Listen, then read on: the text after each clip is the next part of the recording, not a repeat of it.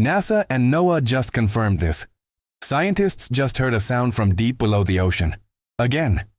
It's so powerful it was picked up thousands of miles apart. But no one knows what caused it. Not a whale, not an earthquake, nothing man-made. The same pattern appeared once before, decades ago. And now, in 2025, it's back, stronger, louder, and deeper. Something massive is moving down there. Is it a new species, the planet shifting, or something we were never meant to find? Whatever it is, the ocean just spoke again. The question is, are we listening? What do you think this sound is?